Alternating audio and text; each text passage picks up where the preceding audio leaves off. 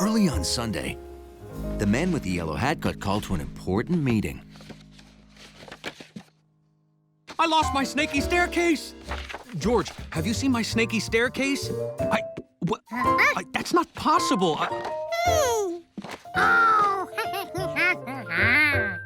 Oh, boy.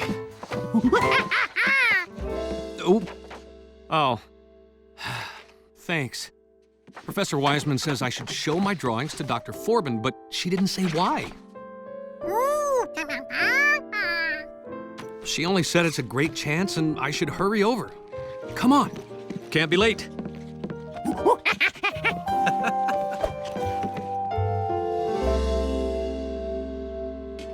I have to be at the airport in an hour. I can't wait around. Don't worry, he's always on time.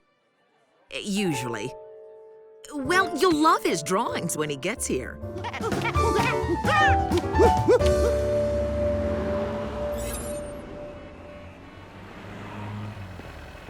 Is that your bus stopped at 10th Street? Yes, that's it. Do you see George anywhere? Who's George? You want a bus, then a monkey, then a bicycle, then a portfolio, now a George.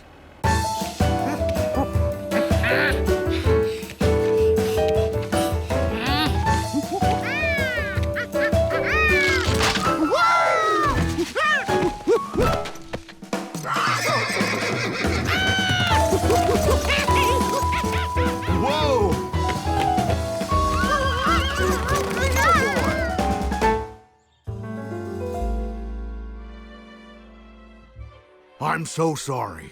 I must get to the airport. Oh, I'll wait here. When he shows up, I'll tell him you had to go.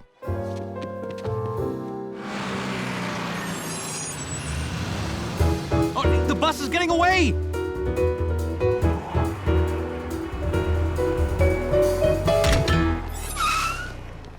Oh, no!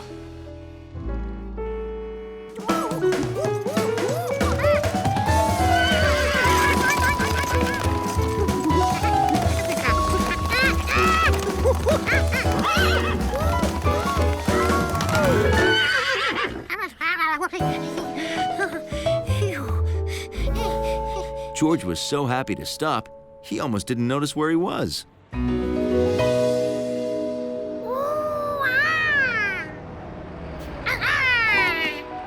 George had done it. He'd gotten there first.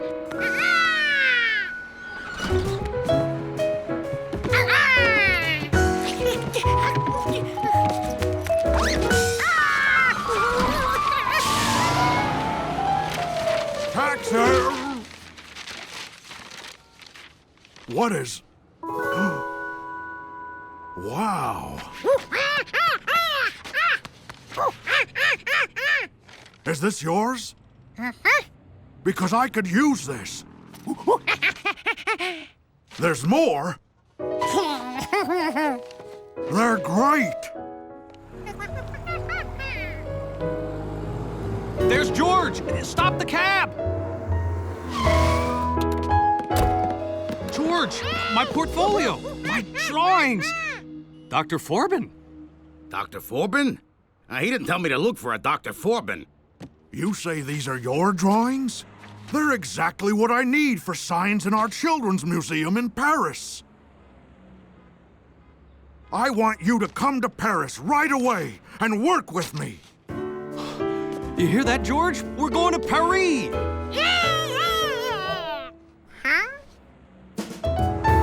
So you took a cab to catch a bus, to find a monkey, to get a portfolio, to show a doctor, to take a cab, to catch a plane, to go to Paris? That's a busy Sunday morning. Please, hurry. We have a plane to catch in 1 minute.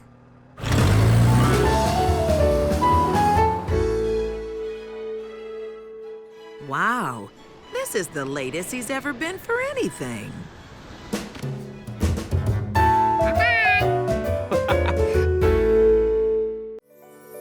The man with the yellow hat's hat was special. But what made it so special? George, come on, it's time to go. When I put my hat on, I'm all ready to head out the door. What? Huh? What?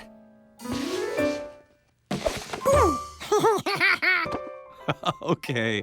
George, that was funny, but you know the rule. No one is allowed to play with the yellow hat. George sure liked that yellow hat. What made the yellow hat so great?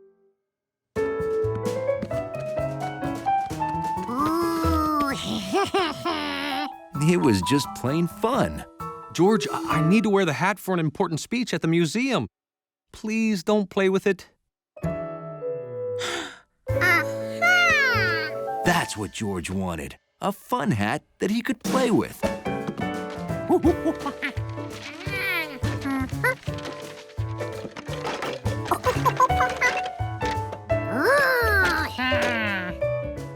George wanted his fun hat to be more than just a normal hat.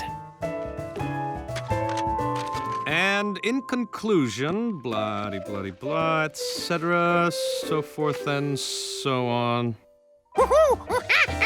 Well, that's some hat. And yellow.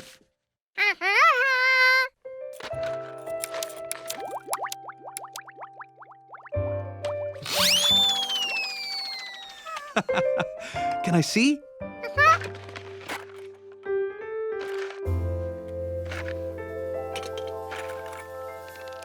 Oh, boy, this is one fun hat.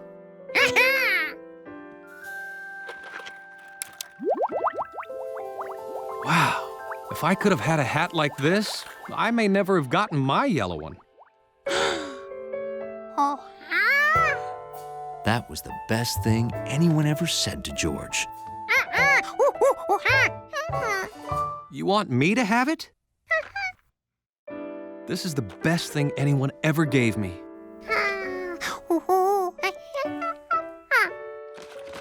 Oh, surprisingly comfortable. Oh no, I'm late. George, I've got 5 minutes to get to the museum for my speech. I have to make a good impression.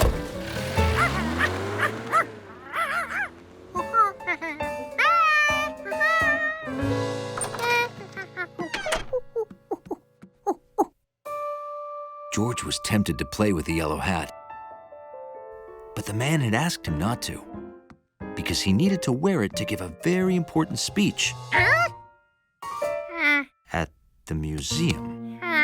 Oh boy.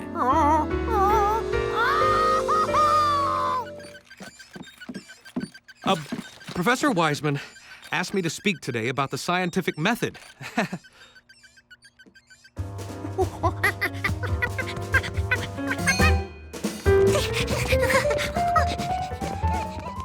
Of course, we've all heard the saying, what goes around comes around. Haven't we?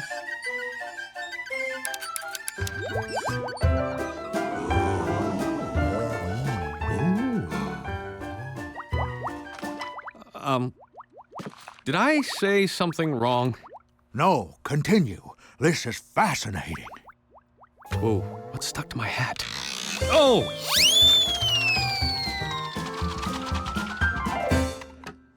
I'm wearing George's... Actually, I can explain.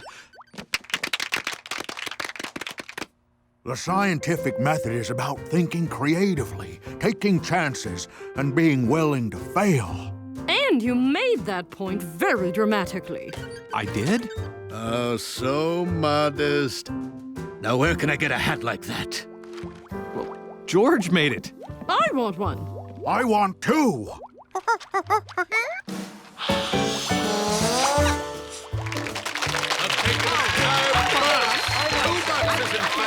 And that's how George got his picture on the museum wall.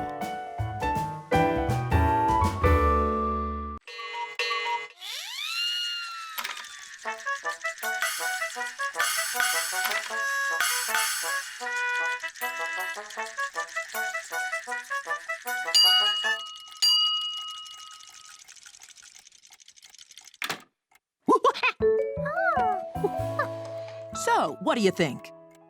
Very impressive.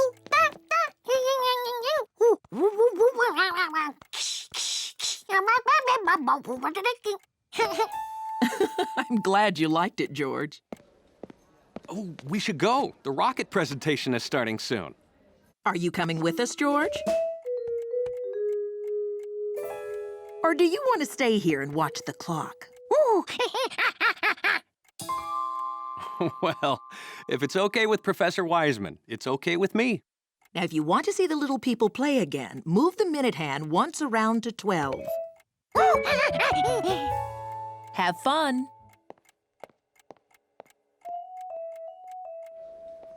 How long does it take to build a clock like that? Oh, about 3 years. Oh, that reminds me. I'll be right back. George, be a good little monkey. Exactly. George wanted to see the little people again. That looked like George's friend, Compass, the almost homing pigeon. Because when all the other homing pigeons homed in on the statue, he almost made it.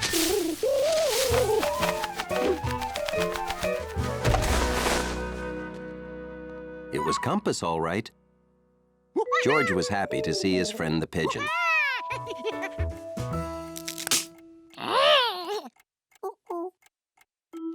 He couldn't fix the minute hand, and that's what made the little people play.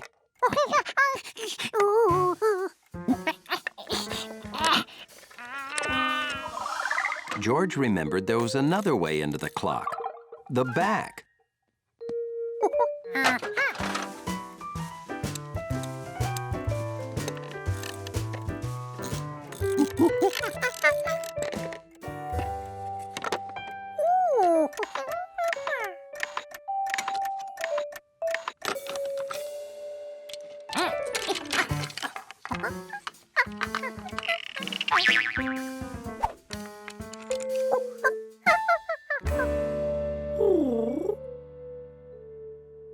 When you take something apart, it's a good idea to pay attention to what went where. Where could George find out how a clock's parts go together?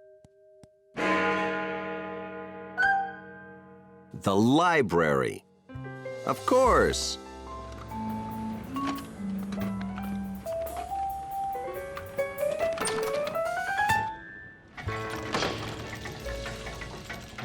He hoped studying the big clock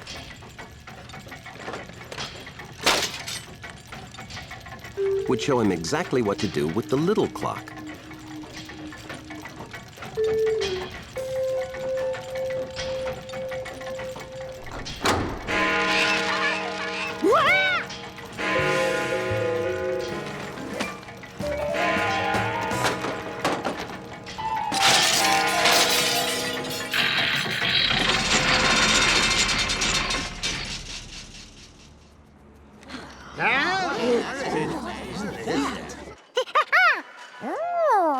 George was glad that noise had stopped.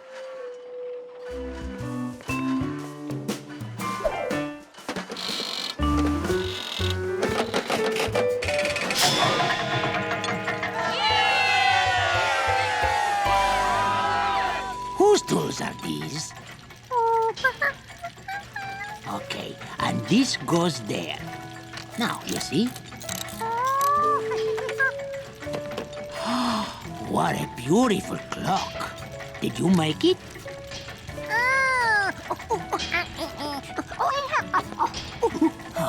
I know everything about clocks, but not one thing about understanding monkey.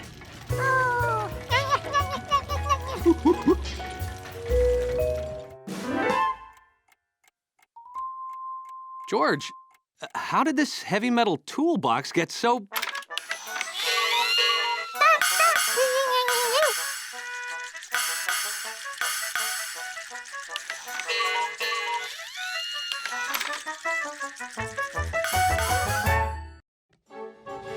So, is it he? I believe so, Your Highness. Your Highness? What? You are in the presence of Her Royal Majesty, the Princess of Bratz. So now, we bow. Wow! A real princess in our lobby.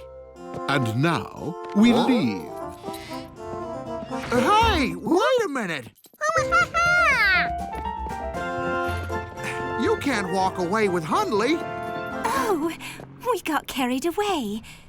This may be a descendant of the royal dachshund of Bratz. A royal doggy. I always knew he was special. We must adjourn to the royal quarters and complete the test. Only if I come with you. You're both more than welcome, especially the fuzzy monkey.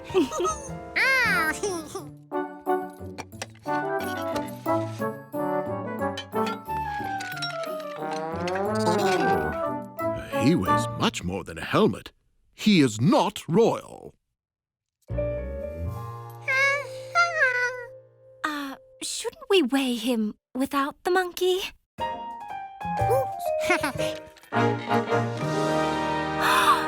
the same! He is royalty, beyond question. You're one special dog, Hundley. Not Hindley. His name is Lord Percival Barkington the 15th. Percival Barkington?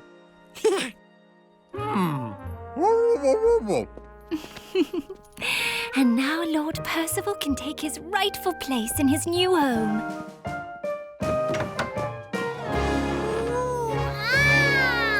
New home? You want us to live here? Not you, just Lord Percival.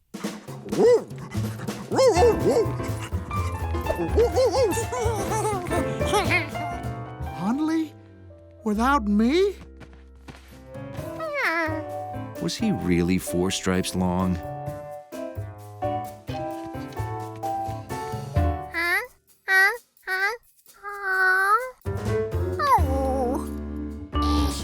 That guy must have had some strong neck muscles to wear this.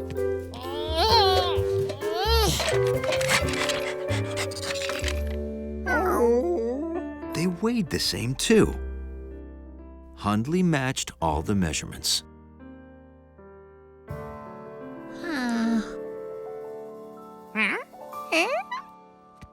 George never noticed that mark on Hundley before today. It smelled like jelly. Percival? Are you all right? There was no time to look for soap.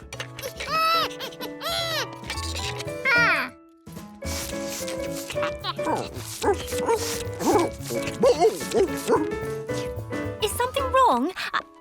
Fuzzy monkey. Oh, do I get him too? No, Your Highness. Now he will go.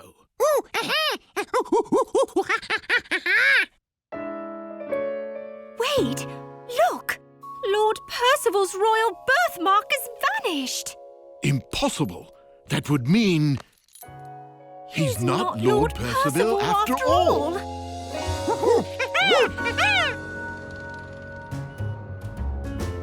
So, we made a mistake. Hundley must return to his old life. You hear that, boy? Don't be too sad, Hundley.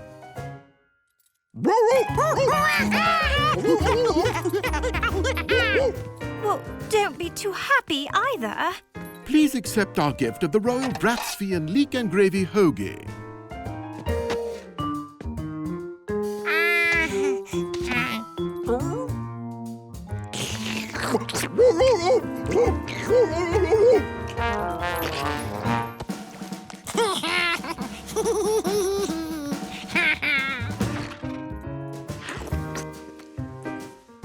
A dog's lobby was his castle, and for Hundley, even better than a real castle.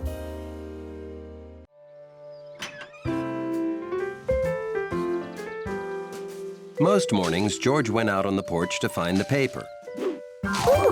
This morning, the paper found George. Sorry. George wished he could be a paperboy someday. But he didn't even know how to ride a bike. Not yet, anyway.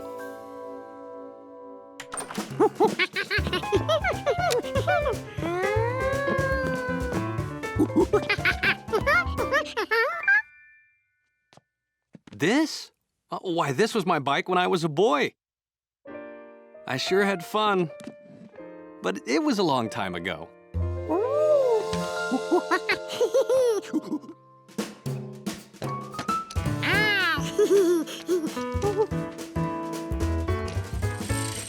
George liked knowing the man with the yellow hat was holding him up. By the third day, he rode so fast the man with the yellow hat couldn't keep up.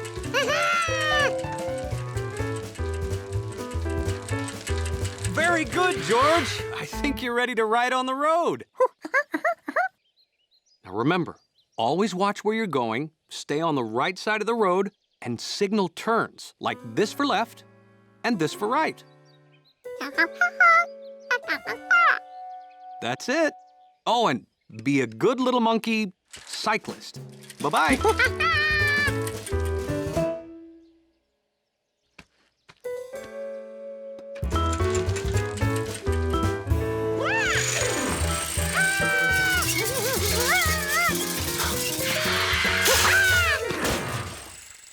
Wow! Great trick! Sorry I came out so fast, but I'm gonna be late for school. Hey, could you finish my paper route? Trusted with a paper route. It was like George's wish had just been granted. Every house on the road gets a paper, including the houses across the stream.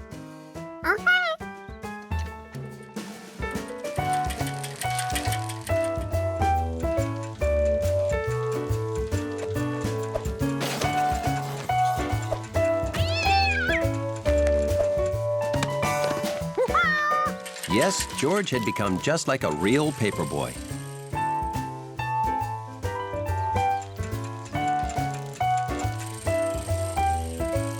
Nothing would stop him from completing his route.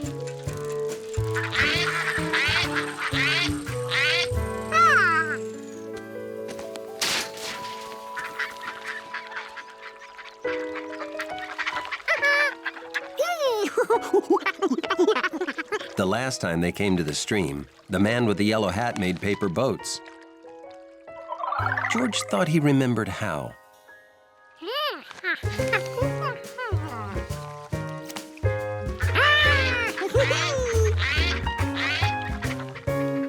His boat was so good, George decided to make a whole fleet.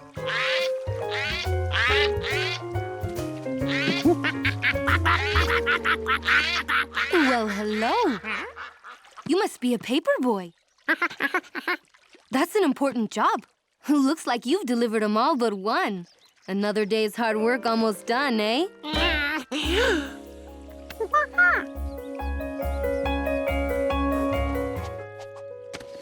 George couldn't wait for his newspapers to be sun-dried. George had promised Bill he'd deliver all these papers. If it didn't get done, Bill could lose his job. Maybe the man with the yellow hat knew where to get dry papers.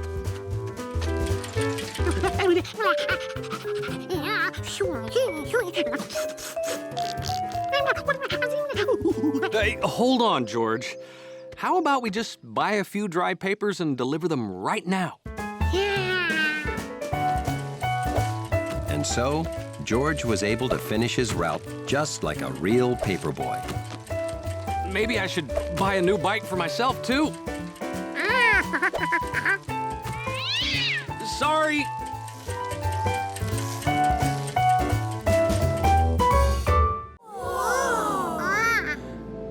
Welcome to the incredible edible Arboretum, a cornucopia of exotic comestibles.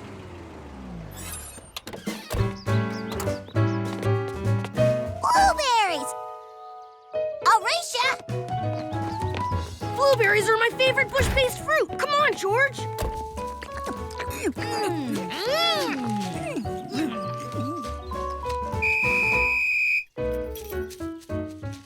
It looks like you all forgot the county sprout rules. Rule number 1. Never eat any plant that you're not 100% certain is safe. And that means... Consulting the Edible Plants Guidebook? No, it means getting an okay from an adult. Right. Rule number 2. Plants are living things. You can kill or hurt them if you're too rough. So don't pull on them and don't break any branches. Come on. Why is the screen flickering? Either the Earth is off its axis, or I forgot to charge the batteries. Okay. George, can you climb that tree and see where we are?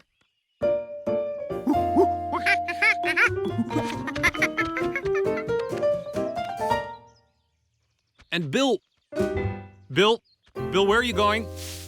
Don't worry, I've got my handy backup compass. This way, folks! Bill, a sprout never leaves the trail. That's rule number 3. Bill! Oh, our excitement's really growing, 'cause we don't know where we're going.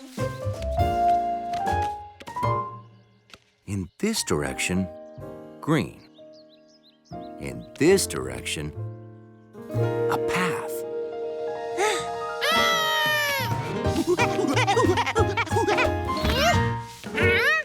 George couldn't believe what he was seeing. Someone was trying to break that branch. Somebody was not being a sprout.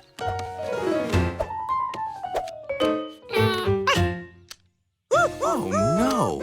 This man was wrecking a tree. Whoa! Hey, are you a monkey? Cool. I always wanted a monkey, but my mother said no. George had to do something, and fast. This tree was in trouble.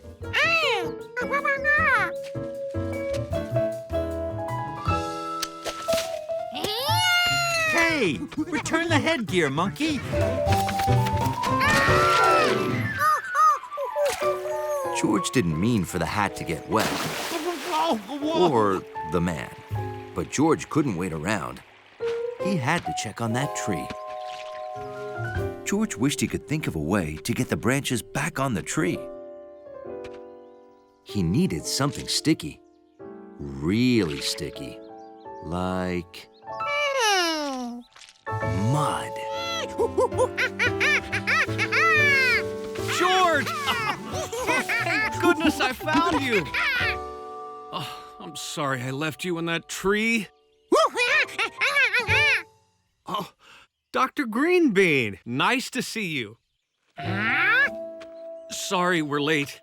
We've had a rough day. Tell me about it. First this monkey ran off with my hat, and now my tree lopper has vanished.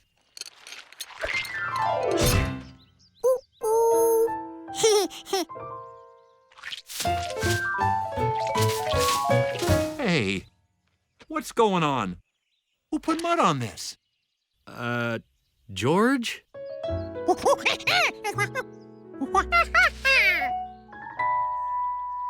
Ah, so Dr. Greenbean was cutting some branches, and you thought he was hurting the tree. Oh, you should have asked. Oh, wait, you're a monkey. Well, anyway, this is called pruning. You make a careful cut, and it doesn't hurt the tree at all. Hey, I got it! Mr. Sproutmaster? According to this, you're going the exact wrong... Wait, you're going the right way. Never mind, proceed. Hi. Boy, I'm glad to be home. Professor Wiseman asked me to bring some rare stamps to Mr. Stamp. Ooh.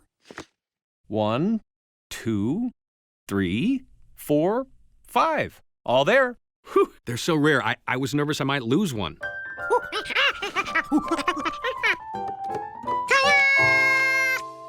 Wow, George, I can't believe you did all that while I was gone. You know, I think you broke the world speed record for making a gigantic mess. George didn't see a gigantic mess. Just a bunch of little messes that looked big together. George, you have to learn to clean up after yourself, and there is no time like the present.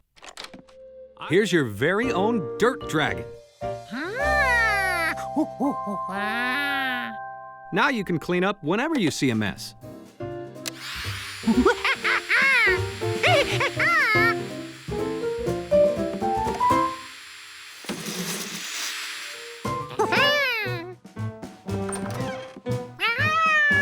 See you later, George. Hi, Mr. Stamp. Those rare postage stamps are right here on my...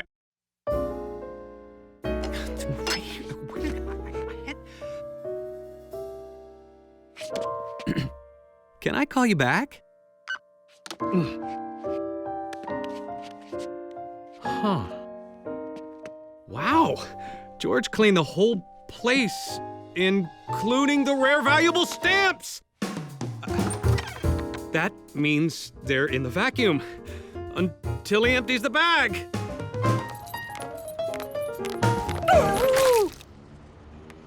Sharky couldn't carry all those small pieces of biscuit at once.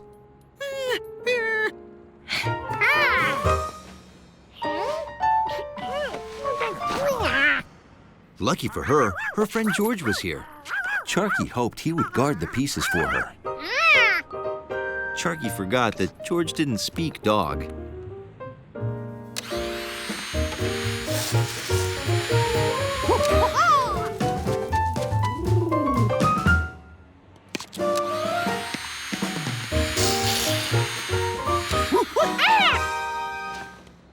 Did a monkey in a cape just take our jacks?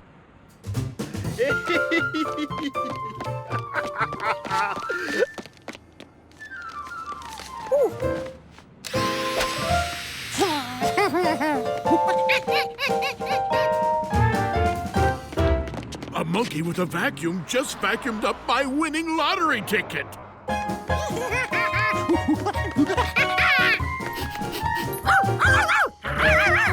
George was a happy hero, thinking of all the animals and people he had made happy.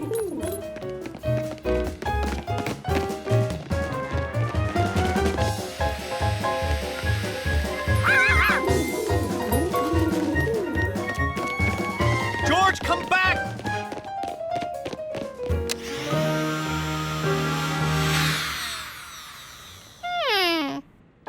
Why wasn't it working? What good is a superhero without a vacuum cleaner? When the bag is filled, you empty it into a garbage can and start again. Of course. It was time to empty the bag. And there was the perfect place to get rid of everything that was in it. George! George saw everyone he had helped today running towards him. They must be coming to thank him. George, have you emptied this bag at all today?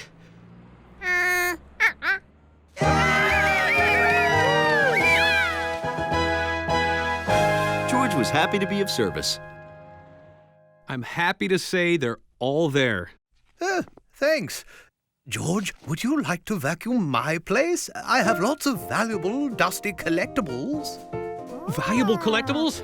Sorry, gotta go now. Bye.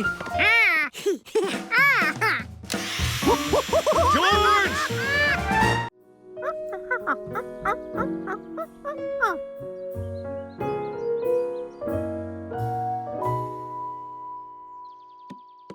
Thanks for helping me with the Nature Week exhibit, George. We'd like to see the tracks of all the animals that live around here. The swim mask? Oh, I'm gonna go jump in the lake to conduct the Nature Week fish survey. Bye. George wished his photos were more exciting, but there weren't many exciting animals around here. Hey, George!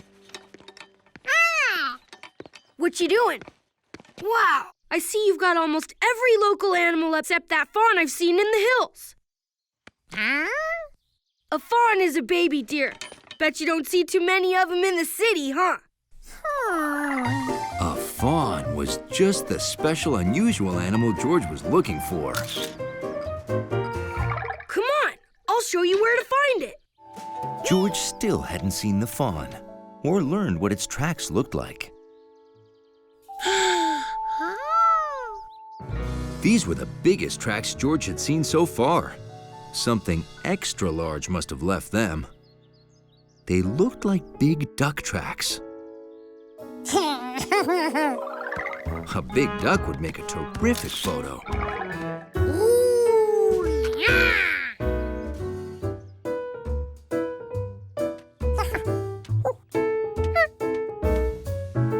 This was like the long track the garter snake made. A giant duck with a snake's tail would make an even better picture. But a huge snake with duck feet would be the most incredible photo of all.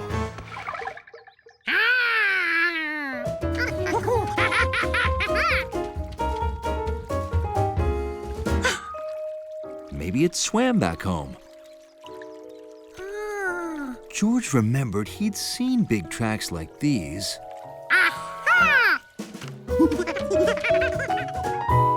in a book. There they were, dinosaur tracks. A duck-billed dinosaur. And the tracks were headed towards Bill's house. Hiya, George. Did you see the fawn?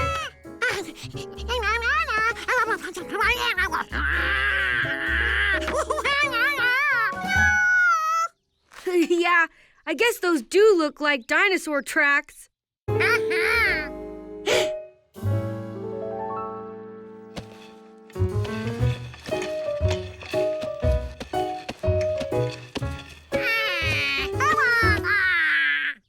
Yep. My new boots were hurting my feet, so I put these on to walk to the lake. I told you I was going swimming, remember? Hey, now I know what it's like to walk in a dinosaur's footsteps.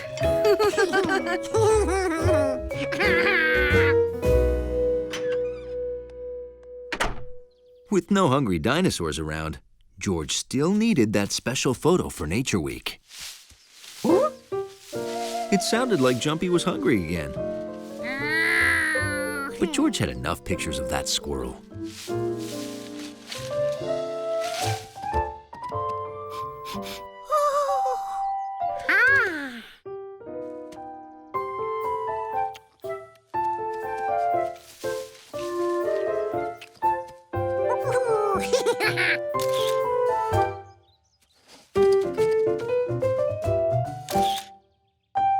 For such big animals, those deer left pretty small tracks. Hey, deer tracks. Wow, you used fruits and vegetables to lure the deer to our house so you could take photos?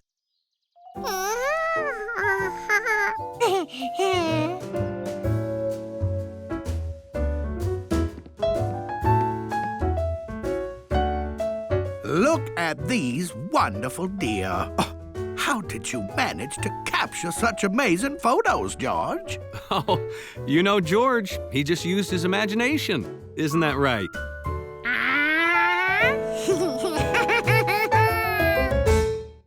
How'd you enjoy the show, George? Aren't all the different breeds fascinating? Would you like to see the winners up close?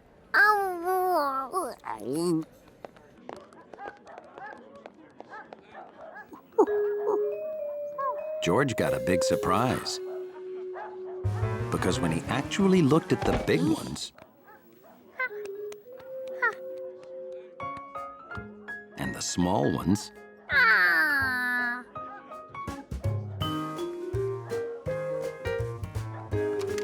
and the crazily hairy ones,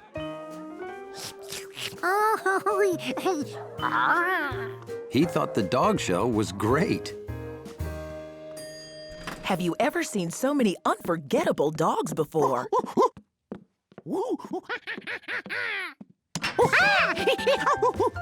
Okay. Well, it looks like you had fun. I hope he wasn't too much trouble. He was no trouble at all. Wow, that's great to hear. Gotta run. See you tomorrow. Thanks so much. Bye-bye. So, you like the dog show, huh?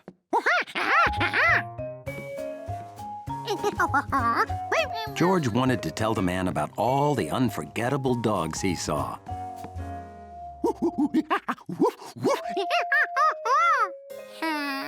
But he only remembered 3. It's okay, you can tell me later. Oh, would you do me a big favor and mail these letters? I made a sandwich if you're hungry. And when I'm done, I want to hear about all the dogs.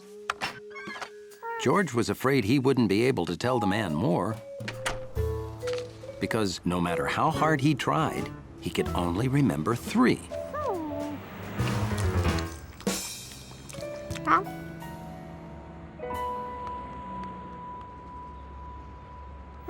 There was only one solution.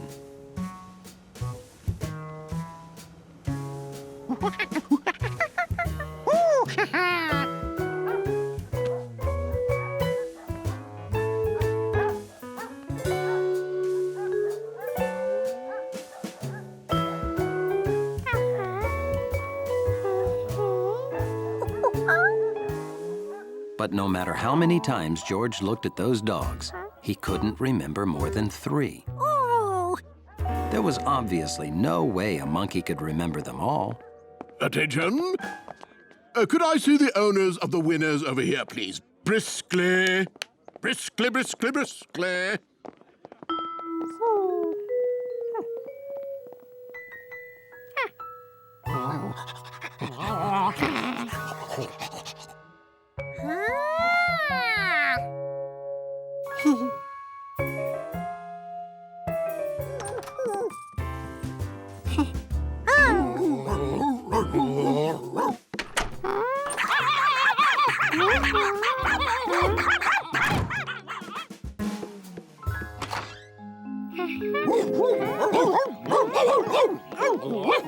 There were 3 big, 3 small, and 3 hairy dogs.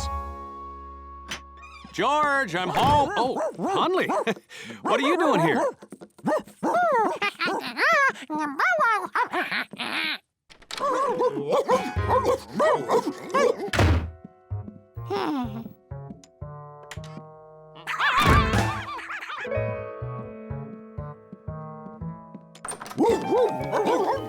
My new spread! George, there are like 20 dogs in here.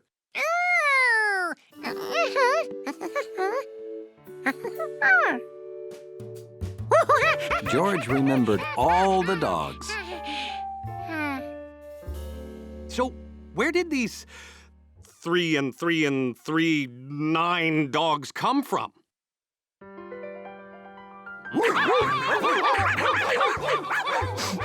I'm just so happy they're all back and all safe. Well, everyone's back where they belong. Huh? Hundley!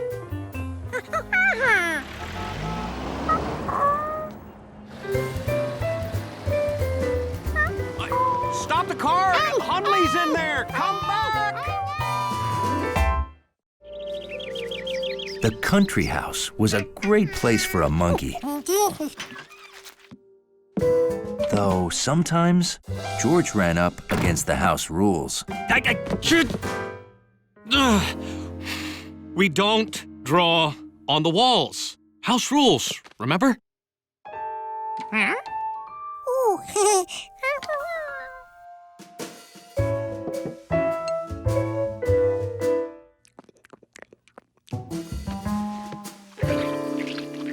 George, what did we say about buttering your corn with your feet? Some house rules make sense, and some seem like a complete waste of feet. Unless he had a tree house. Then he could make his own house rules.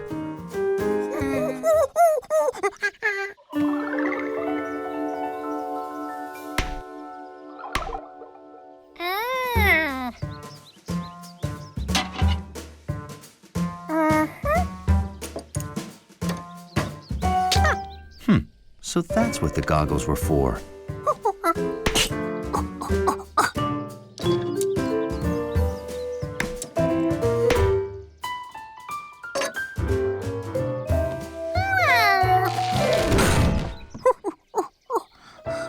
This wall needed something to hold it up while he nailed it down.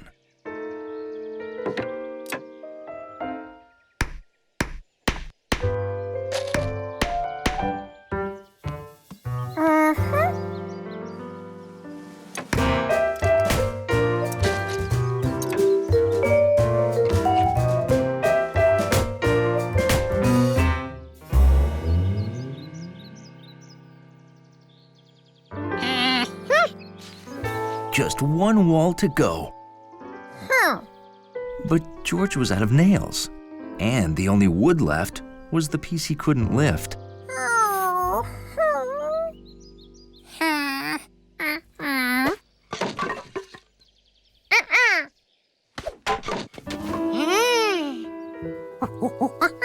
Luckily, Mrs. Rankins told him he could have any wood he wanted. Mr. Quint wasn't home, but George had seen him get nails this way.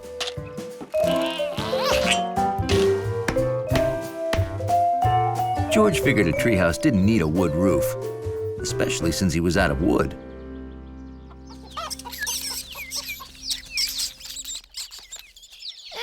How do you like your new...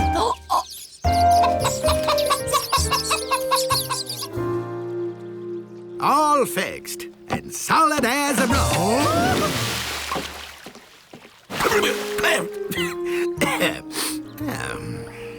Maybe you should have used nails. Oh, I'm dying to know what you've been up to. Can I look yet?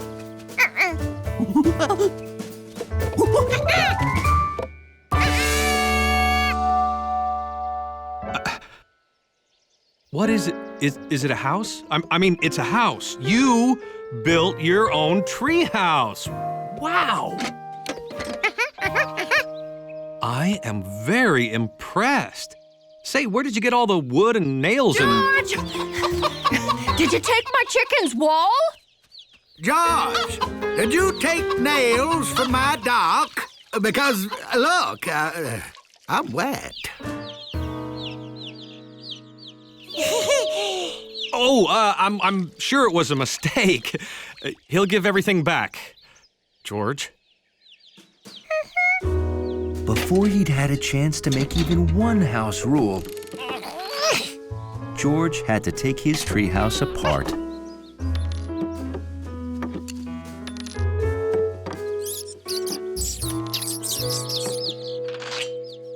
Wait, I said you could have any nails you wanted.